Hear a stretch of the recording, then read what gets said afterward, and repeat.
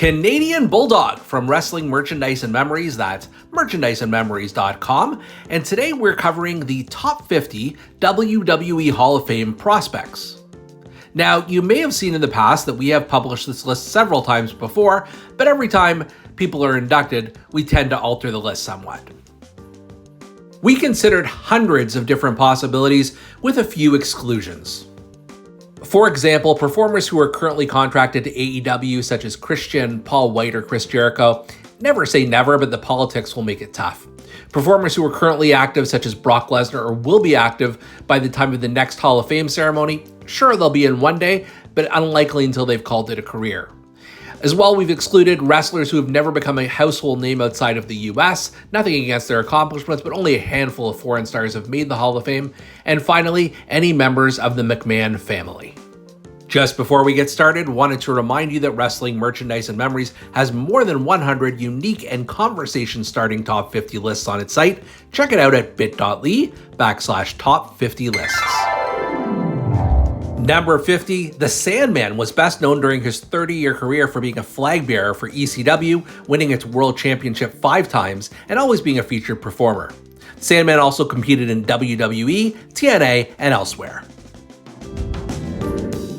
Number 49, Adrian Adonis was a hallmark of the early 1980s wrestling scene, capturing championships in both the WWF and AWA. He later took to the effeminate, adorable Adrian persona, feuding with the likes of Rowdy Roddy Piper. Number 48, Kevin Sullivan was at the forefront of wrestling for nearly 50 years, whether as a wrestler, manager, or booker. He rose to prominence in the early 1980s as a satanic heel, using that persona in Florida, the NWA, ECW, and elsewhere. Number 47, while failing health may prevent Ted Turner from receiving his Hall of Fame award in person, his contributions to wrestling are massive and must be recognized. Not only did he make professional wrestling a staple on TBS, but he also revived WCW. Number 46, Ken Patera, in addition to being an Olympic weightlifter, was also a dominant force in wrestling in the 1970s and 1980s. Having stints in the WWF, NWA, and AWA, Patera is a former Intercontinental Champion. Number 45, while several wrestlers portrayed Tiger Mask over the years in New Japan Pro Wrestling, this honor would likely go to Satoru Sayama, the man who first wore the mask and won the junior heavyweight gold in WWF and NWA. Number 44, Johnny Valentine was a legendary heel who held numerous championships in the NWA over his near 30-year career. He's also the father of another WWE Hall of Famer, Greg the Hammer Valentine. Number 43, The Crusher is known as the wrestler who made Milwaukee famous and terrorized rings over nearly 40 years in the AWA and elsewhere. His frequent partner Dick the Bruiser was inducted in WWE's Hall of Fame Legacy Wing in 2021. Number 42, Victoria was one of WWE's top female competitors in the early to mid-2000s. She held the WWE Women's Championship twice and then competed as Tara in TNA, where she held the Knockouts Championship 5 times.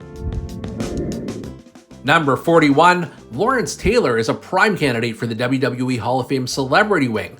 The 2-time Super Bowl champion made headlines in 1995 when he challenged Bam Bam Bigelow to the main event at WrestleMania 11 and won. Number 40, the Midnight Express had several incarnations during their 30-year run, though the duo that would likely be inducted are beautiful Bobby Eaton and sweet Stan Lane, who found success together in the NWA and WCW. Number 39, Gory Guerrero is an inspiration to Mexican wrestlers and fans alike, and his WWE Hall of Fame induction would likely be in part due to the wrestling family that he created, which includes his son, Eddie Guerrero. And speaking of which, number 38, Chavo Guerrero, not to be confused with Chavo Classic, captured tons of championship gold in WCW, WWE, and AAA. He also formed a popular duo with his Uncle Eddie. Number 37, Nikita Koloff was one of the top draws in Jim Crockett Promotions, capturing almost all of the NWA championships available during that era. He later switched from heel to babyface and teamed up with Dusty Rhodes. Number 36, The Destroyer is a prime candidate for the WWE Hall of Fame Legacy Wing. Known as Dick Bear, he competed from the 1950s to the 1990s as a fixture in both US and Japanese promotions. He also captured the AWA World title as Dr. X.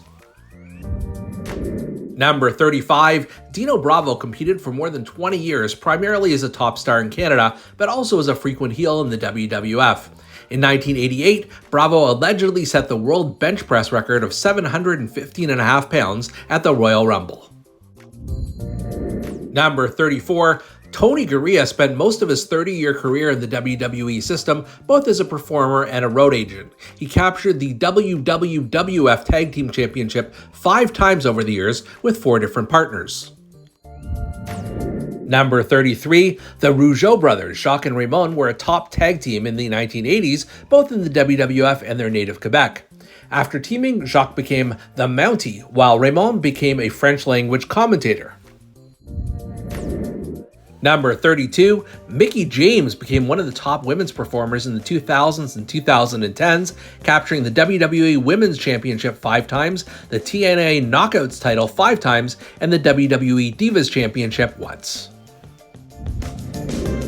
Number 31, Magnum TA was a top babyface in Jim Crockett Promotions for much of the 1980s, until an automobile accident cut his career short. Before that, he held the NWA US Championship twice, as well as gold in the Mid-South and Florida territories. Number 30, Sabu was an icon of ECW and one of the promotion's most influential wrestlers during the mid to late 1990s. He was ECW's second Triple Crown champion and also competed briefly in WCW, TNA, and WWE. Number 29, Haku, also known as King Haku, King Tonga, and Ming, was a fixture in the early WrestleManias, often as part of the Bobby Heenan family. He also competed in WCW, and today, several of his children are active in WWE. Number 28, Terry Reynolds began her career as a manager in WCW under the name Alexandra York. She then came to the WWF in the corner of her then-husband Goldust. Following those roles, Reynolds was a manager, interviewer, television host, and WWE personality. Number 27, Giant Baba spent most of his legendary career as a wrestler, promoter, and the head of All Japan Pro Wrestling, known worldwide for his innovative booking style. In addition to holding the PWF Heavyweight Championship, Baba was also a 3-time NWA World Champion. Number 26, Sable was one of the biggest stars of the Attitude Era, crossing into mainstream pop culture through her appearances in Playboy. She also helped resurrect the WWF women's division, and hey, she's also the wife of Brock Lesnar. Number 25, One Man Gang was for years a top heel and world class in the Mid-South before joining the WWF in 1987. He later transformed into Akeem the African Dream and had success as a tag team with Big Boss Man. Number 24, the Dynamite Kid was a controversial yet influential competitor, best known in WWE circles for his team with fellow WWE Hall of Famer Davey Boy Smith. However, Dynamite also pioneered a hard-hitting cruiserweight style in Japan. Number 23, Ken Shamrock is already in both the UFC and TNA Hall of Fames, so a WWE induction is only natural. The MMA star turned to wrestling in the late 1990s and made impressive appearances in the WWF during the Attitude Era. Number 22, Conan was one of the most influential wrestlers and promoters in modern-day lucha libre, as evidenced with his impact on many of today's stars. He's also had meaningful in-ring roles in AAA, WCW, and TNA. Number 21, Kamala was one of the most recognizable wrestling stars to never hold a major championship. The Ugandan Giant competed in the WWF, Mid-South, World Class, WCW, and USWA, always playing the intimidating Savage.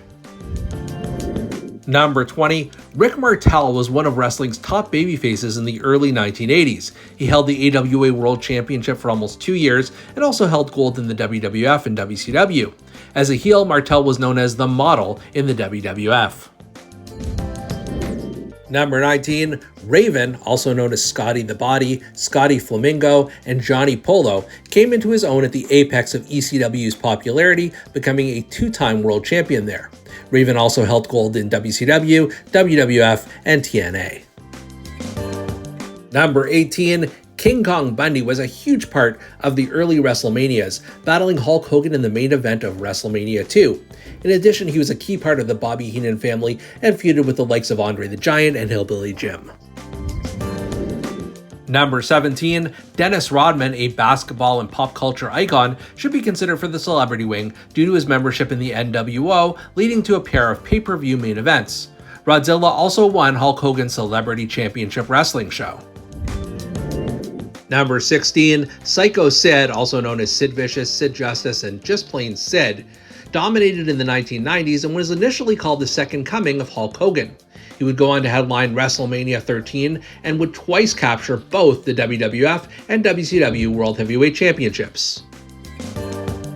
Number 15, Bray Wyatt is an induction that may have been accelerated by his sudden passing in 2023, but he had still been building a Hall of Fame career before that, influencing many WWE storylines with his offbeat and dark characters, including The Fiend. Number 14, William Regal has many accolades to his career, including the WCW Television Championship, the WWE Intercontinental Championship, and King of the Ring, which he won in 2008. Regal was also a longtime NXT commissioner.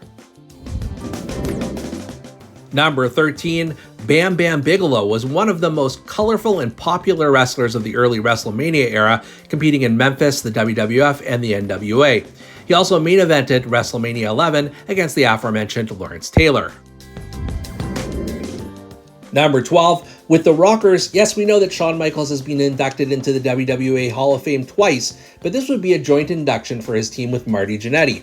The Rockers were one of the most popular teams of the 1990s, facing most of the WWF's top duos. Number 11, Owen Hart's induction into the WWE Hall of Fame arguably could have happened many, many years ago, if not for legal entanglements and other complications. Still, it would only make sense to have Owen in the Hall of Fame along with his brother Bret and father Stu, given his many accomplishments in the WWF. Number 10, Tommy Dreamer is more than an icon of ECW. He was often the thread that held the entire promotion together.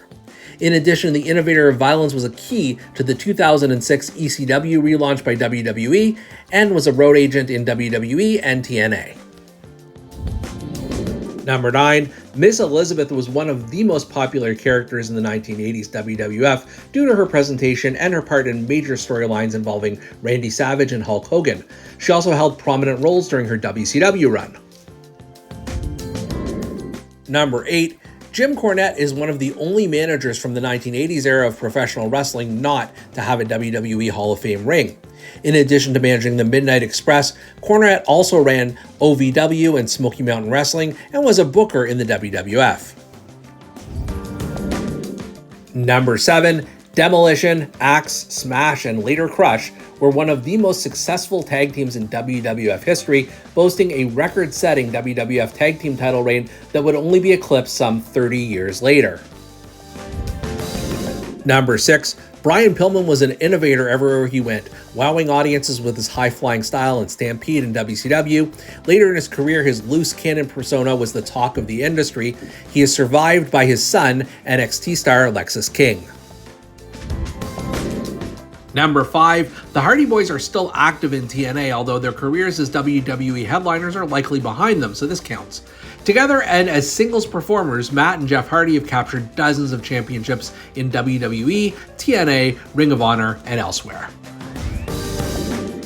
Number 4, Batista.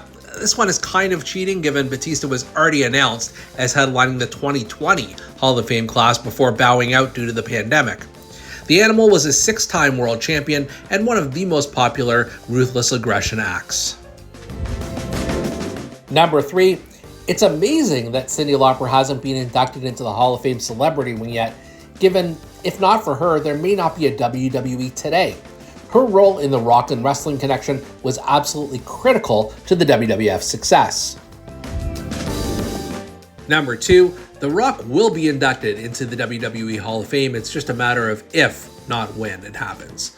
Not only was The Rock one of wrestling's top attractions during the Attitude Era, but he's currently one of the biggest names in Hollywood and a TKO Board of Directors member, giving WWE someone they will want to take great pride in recognizing.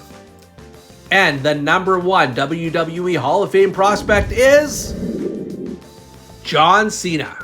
True, he's an active competitor if you're looking at this before the end of 2025, but come the next Hall of Fame ceremony in 2026, Cena will be retired and has to be considered a first ballot Hall of Famer. Beyond his record-setting 17 world title reigns over a near 25-year career, Cena is also a legitimate crossover superstar and one of WWE's most popular performers of all time. So, what did you think? Which ones did we miss? Which ones did we misplace? Let us know in the comments below, and be sure to visit merchandiseandmemories.com for lots more great content.